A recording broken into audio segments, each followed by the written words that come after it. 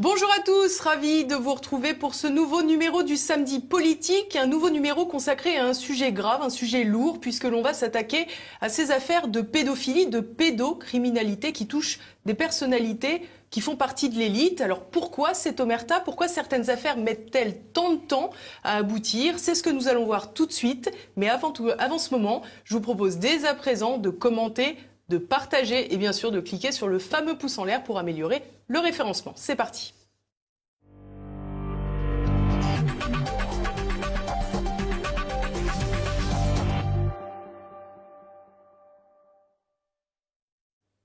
Et pour cette émission, je suis en compagnie du criminologue Xavier Hofer. Bonjour monsieur, merci beaucoup d'être parmi nous. On va apporter un éclairage un peu différent de celui que l'on a pu entendre dans les médias, puisqu'on a souvent le point de vue sociétal sur ces affaires de pédocriminalité. Alors on a eu l'affaire Duhamel, Olivier Duhamel, qui a fait parler quasiment toute l'élite germanopratine, avec la parution du livre de Camille Kouchner, une des filles de Bernard Kouchner, la fameuse Familia Grande, qui révèle une affaire de viol sur son frère jumeau, un viol qui supposément a été commis par Olivier Duhamel à plusieurs reprises. Récemment, c'est désormais l'affaire Richard Berry, avec pareil une accusation de sa fille lorsqu'il était avec Jean Manson. Comment expliquez-vous, Xavier Hofer, que d'un seul coup, toutes ces affaires sortent une à une? D'une part, et d'abord, je suis criminologue. Je m'occupe d'affaires criminelles et non pas people. Et donc, le point de vue que je vais vous donner est celui de quelqu'un qui a à connaître, qui a à estimer, qui a à analyser les affaires criminelles. Et là, on est bien dans des affaires criminelles, et c'est la raison pour laquelle j'ai accepté votre invitation et de m'exprimer sur ce propos. Je n'ai pas l'habitude de parler de tout et de n'importe quoi, mais là, on est dans mon domaine de compétences. Alors, ce qui se passe, d'abord, est ceci. Il y a, en général, et bien entendu, les médias du système s'arrangent toujours pour noyer un peu le poisson, il y a d'abord les histoires, en général, de pédophilie. Nous avons affaire généralement à des milieux assez frustres, assez primaires, dans lesquels on boit beaucoup d'alcool et dans lesquels, les soirs de beuverie, on prête la petite ou le petit qui a 3 ans, 4 ans ou 5 ans au voisin pour qu'il joue avec. Là n'est pas du tout la question dans les affaires dont nous allons parler maintenant, lors de notre échange. Ces histoires-là touchent des gens qui, pour parler comme le regretté Bourdieu, ont un énorme capital social, des gens de la haute, comme on dit en français familier, et c'est ce qui a permis ces actes et ce qui a permis, alors à supposer naturellement, on n'a pas de condamnation à l'heure actuelle, ces actes présumés, ce qui les a permis et ce qui fait qu'il y ait un déchaînement à l'heure actuelle de révélations à ce sujet, c'est ça qui est intéressant. Et c'est ça dont il m'intéresse de parler. Car non seulement les individus jusqu'à présent mis en cause dans de telles affaires avaient une influence, un poids sur la société extrêmement important, mais en plus, l'affaire en question, leur puissance, la capacité qu'ils avaient à étouffer de telles affaires, a duré pendant facilement 2 à 3 décennies, de 20 à 30 ans. Alors c'est ça qui est important de savoir, et à mon avis, il ne faut prendre ces affaires-là, dont nous allons parler maintenant, que comme un symptôme d'une sorte de banquise qui est en train de craquer. Voilà, une banquise craque, et pourquoi maintenant? Et quels sont les éléments qui ont permis à la banquise de craquer? Je crois que c'est ça qui est important. Alors, on l'a dit, l'affaire Duhamel a été révélée à l'occasion de la parution du livre de Camille Kouchner. Pour autant, ce qui est intéressant dans cette affaire, c'est qu'on s'est rendu compte que beaucoup de personnalités, par la suite, ont dit qu'elles étaient au courant, plus ou moins, et pour cause, puisque l'affaire était un secret de polichinelle de la famille, visiblement. C'est plus qu'une histoire de famille, c'est une histoire de caste. Une génération a pris le pouvoir après mai 68. La génération en question, c'était celle des ex-gauchistes ralliés au système libéral. Et donc, ils ont fait leur petit à l'intérieur, si j'ose dire, de ce système. Et à partir de ce moment-là, comme c'est eux qui avaient les idées qui étaient le substrat un peu, qui étaient les idées qu'il fallait avoir à l'époque. Ils étaient dans l'air du temps. Ils ont pris le pouvoir intellectuellement et donc ils ont pu imposer leurs idées. Ce qu'ils voulaient se faisait et ce qu'il rejetait ne se faisait pas au niveau de toute la classe politique héritière de De Gaulle et de Pompidou, si vous voulez. C'est en gros la fin des années Pompidou, les années Giscard et tout ce qui a pu durer jusqu'à pratiquement aujourd'hui. Hein. C'est-à-dire que l'emprise de cette caste-là sur la vie politique et sociale et intellectuelle et littéraire française a été énorme pendant 30 ans. Voilà, c'est ça qui est intéressant de souligner et de mettre en valeur. Alors, pourquoi, à un moment donné, les choses changent? Pourquoi se retournent-elles avec cette brutalité? C'est que nous sommes dans la société de l'information, c'est une société de l'immédiateté, c'est une société des réactions les plus soudaines et les plus brutales. À un moment donné, vous étiez quelqu'un d'important, on vous tire à la carpette sous les pieds et vous vous retrouvez par terre et vous cessez d'exister socialement. Pourquoi? Parce que non seulement il y a tous les médias qui maintenant permettent la diffusion immédiate des idées, mais il y a aussi le fait qu'il y a le référendum en permanence des réseaux sociaux et de l'indignation et du fait qu'on a à l'heure actuelle une vie collective qui est fondée sur des susceptibilités individuelles, sur des « mais c'est insupportable », mais vous voyez, chaque fois qu'il y a quelque chose qui ne va pas, vous avez des hommes politiques, enfin des personnalités politiques qui arrivent à la télé pour dire c'est insupportable, c'est ignoble, c'est inadmissible, et voilà. Donc on a une société de l'indignation un peu factice, puisque on peut exprimer ça sur des messages. Oui, il y a la bonne et la mauvaise indignation. Voilà. Et donc, à partir du moment où on a ça, si jamais ça rencontre un point totalement inadmissible, alors à partir de ce moment-là, effectivement, ça explose et l'individu en question est enseveli sous une avalanche dont il ne peut plus sortir. Quel est aujourd'hui l'inadmissible dans notre société? Le pire, l'horreur absolue, c'est la pédophilie. Classiquement, alors bien entendu, s'en prendre à des enfants est ignoble, hein, ça va de soi, en soi. Mais la raison pour laquelle ça l'est encore plus à l'heure actuelle, c'est que dans une société où les gens font plus d'enfants, ou beaucoup moins, dans la société de l'enfant roi, s'en prendre à un enfant, c'est le crime absolu contre la pensée. Un crime tel que celui qui simplement est accusé de l'avoir commis n'est plus défendable. On ne peut plus le défendre. Et c'est la raison pour laquelle, comme ce magistère moral, ce magistère politique, ce magistère tel qu'incarné par la personne d'Olivier Duhamel, qui dirigeait le cercle le plus influent, qui était à la tête de l'institution de savoir la plus influente dans le domaine de la politique. Le siècle et la Fondation Sciences Po. Voilà, oui. Exactement. Eh bien, pour essayer de sauver ce qui est possible, vous avez à l'heure actuelle un bateau qui prend l'eau de toutes parts et la plus jeune génération de cette espèce de caste moralisatrice, eh bien, jette par-dessus bord tout ce qui n'est plus sauvable. On se débarrasse de l'arrière-garde un petit peu dérangeante, quoi. Exactement. Un petit peu dérangeante avec beaucoup de guillemets, évidemment. Exactement. Donc tous ceux qui... Alors, parlons maintenant des mots qui sont importants. S'agit-il, dans le cas d'Olivier Duhamel, de pédophilie? Non. Pas strictement au sens strict du terme, puisqu'il n'y a aucune espèce de lien biologique. Le garçonnet... Pas d'inceste. Voilà, le garçonnet dont abuse Olivier Duhamel n'est pas son fils biologique. C'est une pièce rapportée. Mais il y a caractéristiquement abus de pouvoir et puis viol, peut-être même par une personne détenant l'autorité. Et c'est ça. Et alors, en plus, un monsieur qui est professeur de droit, donc qui ne peut pas ne pas savoir que ce qu'il commet est d'une part ignoble et deuxièmement clairement criminel. Une constante du droit français depuis au minimum la période la plus récente de l'histoire de France, c'est-à-dire depuis, disons, la Libération, est que au-dessous de 15 ans, on a affaire à une activité criminelle. Et par conséquent, à partir du moment où on est bien placé pour savoir que son beau-fils a 13 ans, eh bien, on est prié de s'abstenir de tels actes. Or, alors ça, c'est fait. très important ce que vous venez de dire, Xavier Hofer, parce que j'aimerais qu'on regarde une séquence tristement célèbre en quelques instants. Il s'agit évidemment de Daniel Cohn-Bendit. Je vous propose de l'écouter quelques instants. Vous savez, quand une petite fille de 5 ans et demi, commence à vous déshabiller, c'est fantastique. C'est fantastique parce que c'est un jeu absolument érotico-maniaque. Vous me troublez. Oh mais non, à peine.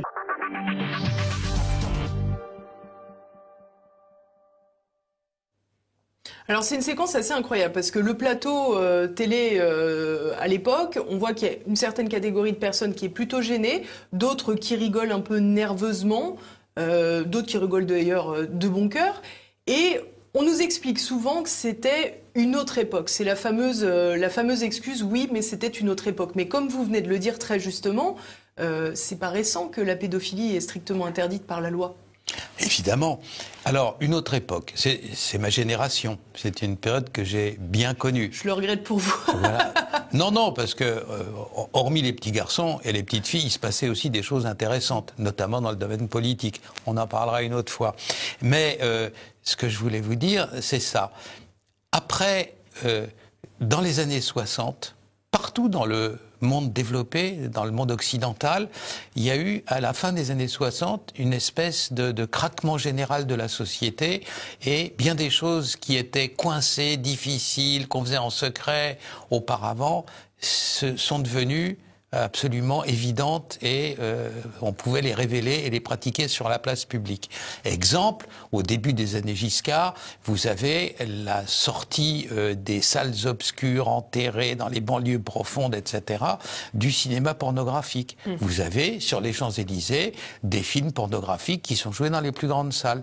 Donc cet exhibitionnisme dans ce domaine-là, c'est quelque chose qui est très connoté avec ces années. Et ça dure, c'est une période très précise qui commence à la fin des années 60 et qui va jusqu'à peu près au milieu des années 80, je vais dire jusqu'à l'explosion des années SIDA, à partir du moment où l'exercice de l'activité sexuelle, y compris lors d'orgies, etc., devient extrêmement dangereuse et peut-être mortelle, et où aux États-Unis le balancier repart dans l'autre sens et on en revient à une pratique plus ancienne qui est celle du puritanisme. Aujourd'hui, aux États-Unis, vous regardez les genoux d'une dame, vous risquez la prison.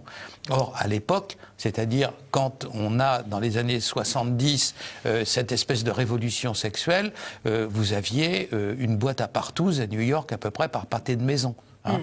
Vous aviez à l'époque un journal qui était en vente. Vous savez, dans le temps, il y avait des petits journaux avec les programmes de cinéma, le Pariscope, par exemple, ou des journaux officiels des spectacles. Voilà, oui. Exactement.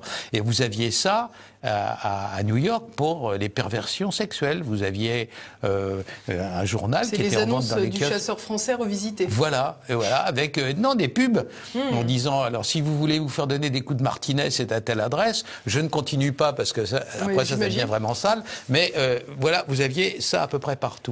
Donc, l'attitude des gens qui ont prolongé les courbes, c'est-à-dire qui pensaient que c'était comme à l'époque et qu'on pouvait continuer, ou sortir des clous en disant ce que je fais entre adultes, je peux aussi le faire avec des gamins ou des gamines, et même faire une sorte de théorie, comme le triste sire Cohn-Bendit à propos de ces petites filles qu'il chatouillait, eh bien, c'était naturellement considéré comme quelque chose qui, dans une certaine bonne société, était de l'ordre du possible. Voilà. Alors, on a affaire à une caste dans laquelle ces idées-là étaient tellement enracinées qu'ils n'ont pas vu la société retourner, et à juste titre d'ailleurs, et elle a fort bien fait, et ne plus supporter ce qui auparavant, dans cette caste et pour cette élite, et puis c'était des gens qui passaient à la télé, donc on pouvait trop rien dire, se livrer à ce genre de pratique, et donc par la suite, naturellement, petit à petit, dans la conscience des gens, c'est redevenu odieux, et c'est ça dont ceux qui se croyaient tout permis, qui se croyaient tout puissants, commencent à subir maintenant les frais. Alors, ce qui est intéressant, Xavier Hofer, c'est que tout à l'heure, vous nous avez expliqué que finalement, comme ça touchait des personnalités haut placées, on pouvait plus ou moins étouffer les faits, éteindre les enquêtes. Et on se rend compte finalement qu'avec cette affaire Duhamel, la victime présumée avait visiblement été voir la police en 2011. Une enquête avait été ouverte, un dossier avait été mené pour arriver à 5 pages, ce qui doit donc pas être le résultat d'une très longue investigation. Et finalement, le dossier a été clôturé sans qu'il y ait de suite. À cette occasion, on peut penser que Bernard Kouchner, qui est quand même quelqu'un qui a été particulièrement haut placé dans l'État français, aurait pu pousser un peu pour que les choses aillent plutôt dans le sens de la réparation de son propre fils. Or, on se rend compte que c'est absolument pas le cas. Alors, ce que vous dites aurait sans doute été le cas s'il ne s'était pas agi d'une caste. Qu'est-ce qu'une caste? C'est un petit groupe d'individus endogènes, de gens qui vivent les uns avec les autres, au contact avec les autres, dans lesquels on se donne du travail, dans lesquels on se donne l'accès aux médias, dans lesquels on se marie, dans lesquels on a les maîtresses, les amants. Et le principe d'une caste, quand elle est à ce point-là réduite sur le plan humain et localisée sur le plan géographique, vous l'avez dit, les beaux quartiers, Saint-Germain-des-Prés, tout ça, eh bien, c'est je te tiens, tu me tiens par la barbichette. Tout le monde sait sur l'autre les petites cochonneries, les petits éléments de chantage, les affaires de fric aussi, parce que on a à peine effleuré les sujets, mais entre tous les intéressés, il y avait non seulement des affaires de derrière, pour être poli, mais il y avait aussi des affaires de fric. Et je te donne l'accès à tel poste et je te coopte pour telle mission, etc. On l'a vu 10 fois, 20 fois, 50 fois, encore récemment, avec une des principales, pas une des principales, mais une des régulières visiteuses de l'espèce de séjour de vacances orgiaques de Sanary, qui est Madame Guigourt. Elle s'est retrouvée à la tête d'une mission, justement, d'études sur la pédophilie. Voilà, donc, et sur l'inceste. Et alors, pour vous, vous le lisez comment en tant que criminologue? C'est que finalement, cette mission ne va pas servir à grand-chose? Non, je le vois comme, à un moment donné, ces gens-là sont tellement pris par ce réseau commun qui les obnubile tellement et qui concentre tellement toutes leurs pensées qu'ils ne se rendent plus compte qu'à l'extérieur de leur petit cénacle, ce qu'ils font est soit insupportable, soit odieux, soit grotesque. Enfin, en l'occurrence, là, la victime était aussi à l'intérieur du cénacle et visiblement c'était odieux suffisamment pour qu'elle dépose plainte. Bien sûr, c'est une affaire de génération. La génération d'après, encore en contact un peu avec le monde extérieur et se disant on peut plus supporter ça, mais c'est vrai dans tous les domaines. C'est vrai dans le domaine des modes, par exemple. Les enfants s'habillent d'une manière différente, même dans la même société, même dans le même groupe humain. Donc là, des gens se sont rendus compte de la génération d'après, qu'il n'était plus possible de cautionner, de faire semblant de ne pas savoir, de supporter. Et vous avez vu, les premiers journaux à avoir violemment réagi et dénoncé sont naturellement ceux de la caste en question. C'est-à-dire Le Monde et le Nouvel Obs d'un côté et Libération de l'autre. C'est évidemment ceux qui ont dénoncé. Ils essayent de sauver les meubles à l'heure actuelle. C'est ça qui se passe. Le Monde et Libération, qui étaient donc les deux quotidiens qui avaient publié la fameuse pétition, qui est donc ressortie d'ailleurs sur le devant de l'actualité, écrite en 1977 par Gabriel Maznev, et signée notamment par Jack Lang, mais Bernard Kouchner. Bien sûr. Si vous voulez, il y a une tradition dans la littérature française qui est ancienne. Elle doit remonter à la Renaissance, d'éprouver des sentiments, disons, érotiques ou amoureux pour des adolescents. On est loin du chômeur alcoolique qui viole une petite fille de 2 ans, mais ce sont des sentiments érotiques sublimés par la littérature, hors de France par exemple, mais dans la culture européenne. Un exemple est Lolita. Cette préadolescente qui est déjà susceptible d'éveiller le désir des hommes. Alors ça, c'est une tradition littéraire. Et la tradition littéraire, naturellement, elle vaut ce qu'elle vaut. Elle ne s'impose pas. On n'est pas obligé d'approuver ces idées-là. On peut les tenir à distance, on peut même les trouver choquantes. Mais ceux qui vantent ces idées-là, ou ceux qui les défendent, ou ceux qui disent vivre dans ce petit monde-là, n'ont pas un pouvoir politique énorme. Non pas, par exemple, un des auteurs les plus, perturbants à la lecture sur l'amour avec les adolescents, qui est Tony Duvert. Vous savez pas qui c'est nobody, quoi. C'est simplement un monsieur dont la petite gloriole est d'aller en Orient et de s'exprimer libidinalement avec des adolescents ou des préadolescents. Alors naturellement, c'est pas bien, naturellement c'est condamné par le code, mais c'est différent dans le sens que ces gens-là n'ont aucun pouvoir sur la société.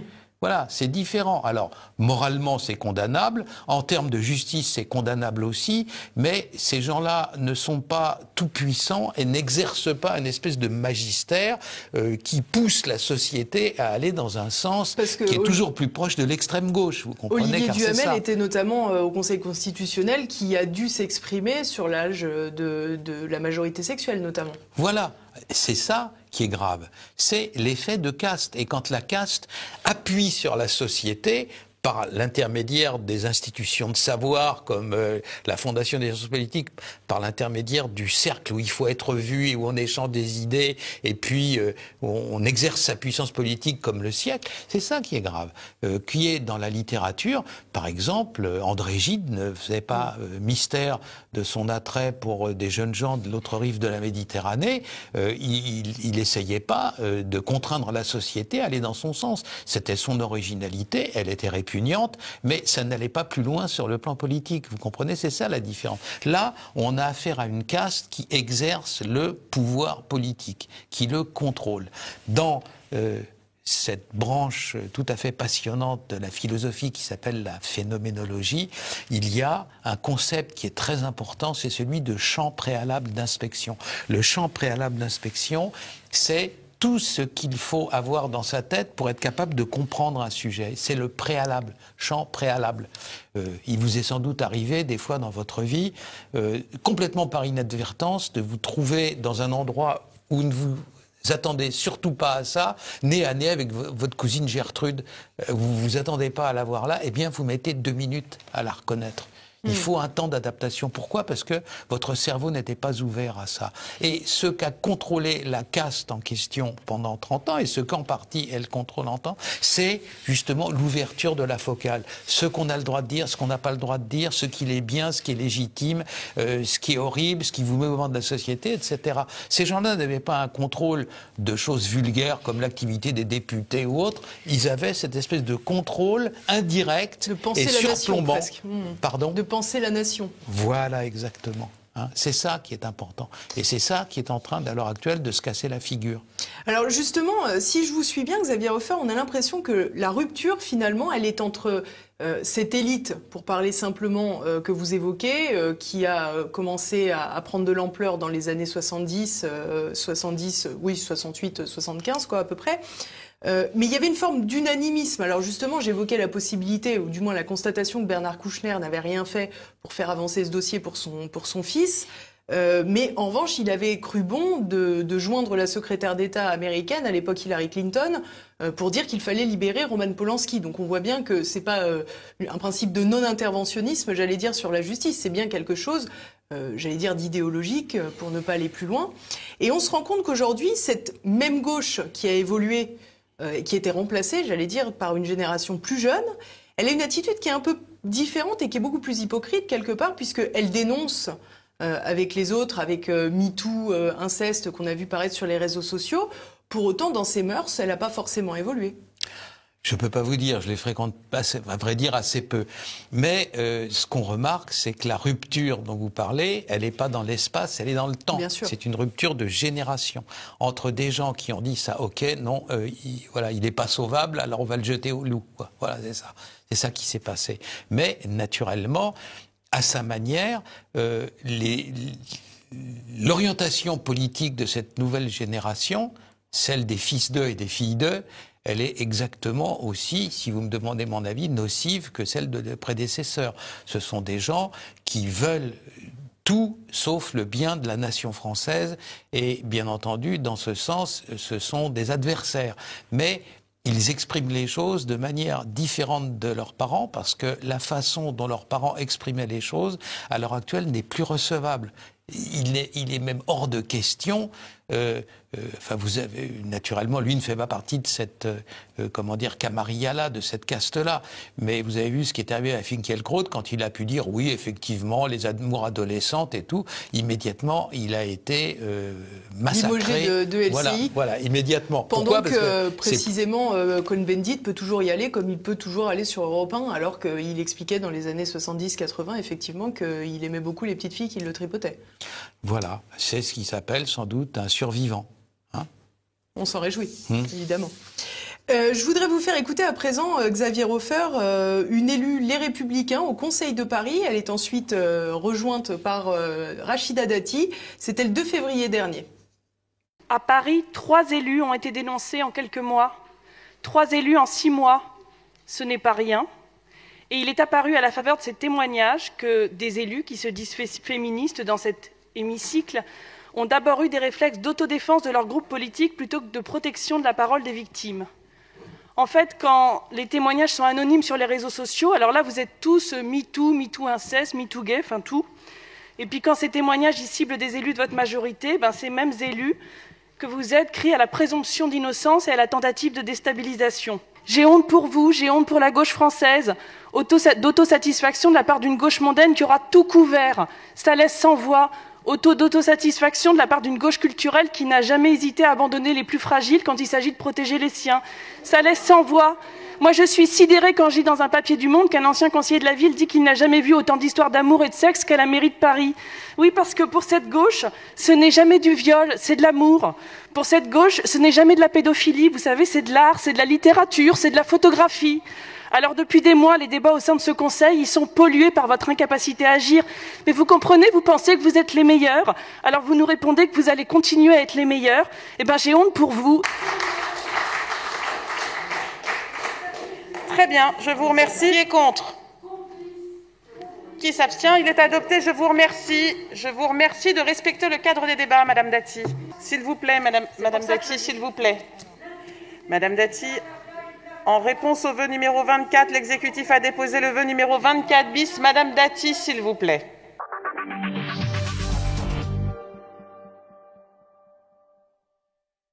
Alors pas de doute, il y avait de l'ambiance au premier Conseil de Paris. Alors c'est vrai que ça faisait la suite d'une affaire qui avait un peu secoué la majorité avec le fameux Christophe Girard qui était proche de Maznef et qui avait lui-même fait l'objet d'une plainte pour viol, même s'il y avait prescription.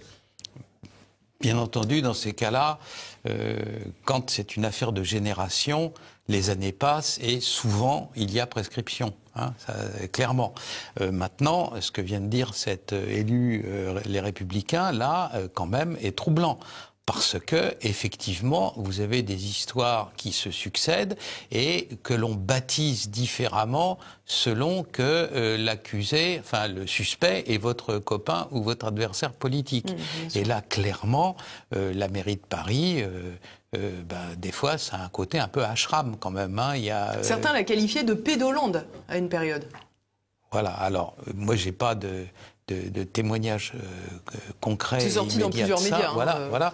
Mais ce qu'on peut dire, naturellement, c'est qu'on est clairement, et comme toujours, dès qu'on a affaire à cette camarilla, dès qu'on a affaire à cette caste-là, dans le deux poids, deux mesures.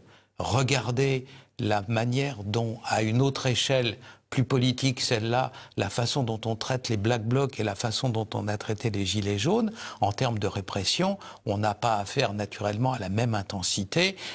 Pourquoi? Parce que, bien entendu, ceux qui, le lundi, opèrent comme Black Bloc, opèrent le mardi comme Antifa, donc en réalité c'est leur épée et leur bouclier, vous comprenez? Et c'est la raison pour laquelle, quand ça va un peu trop loin dans le registre Black Bloc, on est très embêté parce que ce sont ses propres enfants et ses propres supporters, si vous voulez, que l'on devrait, à un moment ou à un autre, châtier. Alors ça va beaucoup plus vite avec les Gilets jaunes qui sont des gens socialement négligeables et de peu d'importance. Pareil pour les histoires de la mairie de Paris. Et effectivement, il y a bien, tout le monde a la possibilité de les lire, des livres où, dans le domaine littéraire, on exprime cette espèce de vision idéalisée de l'érotisme concernant des adolescents. Je ne parle pas de la pédophilie, j'allais dire pure et dure, celle qui concerne des tout petits enfants et qui relève là de la démence, carrément. Mais celle vision idéalisée de l'adolescent ou de l'adolescente, qu'elle s'exprime dans la littérature est une chose. Une fois de plus, on n'est pas obligé d'acheter les livres en question et encore moins de les lire, mais là, quand les gens qui imposent ça dans un cénacle où ils vivent parce qu'ils sont tout puissants politiquement, c'est naturellement beaucoup plus condamnable.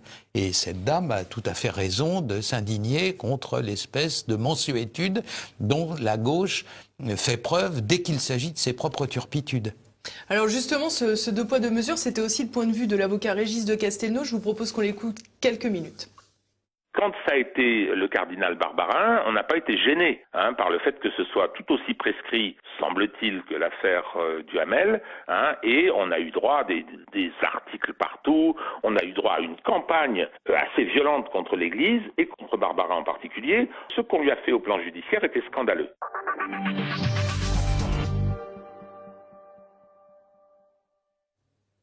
Alors c'est vrai que la campagne médiatique contre le cardinal Barbarin a été particulièrement violente, ce qui est d'autant plus incroyable que s'il a été accusé d'avoir couvert les faits, si je ne m'abuse, il n'a jamais été accusé, lui, directement de pédocriminalité, le cardinal Barbarin. Bien sûr.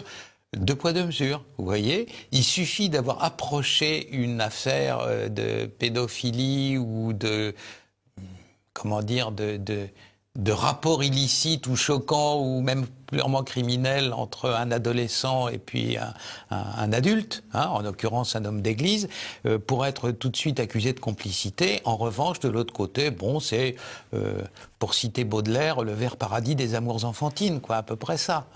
Et donc, naturellement, les réactions de la caste en question dans son entièreté ont été totalement inappropriées et choquantes. Alors, elles l'ont été pendant tellement longtemps qu'à un moment donné, comme toujours, on est dans une période où l'histoire s'accélère, quoi. Les choses sont sues immédiatement par la planète entière et donc ça entraîne des réactions qui sont des fois de l'ordre du tsunami.